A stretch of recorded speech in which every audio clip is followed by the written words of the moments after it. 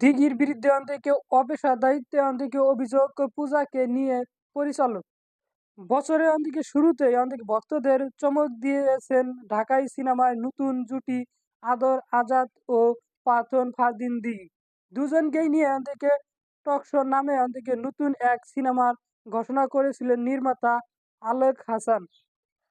সেই থেকে ঘোষণার পরে সম্প্রতি থেকে টকশের থেকে মকসর থেকে পোস্টার থেকে প্রকাশ পেয়েছে। আর সেই মকসর থেকে পোস্টার থেকে প্রকাশের পর জানা গেল থেকে সিনেমা থেকে বাদ পড়েছেন পেতন ফারদিন দিঘি। এখন টক শো থেকে সিনেমার অভিনয় করবেন চিত্রনায়িকা পূজা চেরি। অবশ্যই তার আগে নিশ্চিত হয়েছিল সিনেমাটি নাম ভূমিকা থেকে অভিনয় করবেন আদর আজাদ। এর আগে জানুয়ারি 1 তারিখে আদর আজাদ দিঘিকে রেখে অন্যদিকে সিনেমাটির অন্যদিকে টিজার প্রকাশ করা হয়েছিল।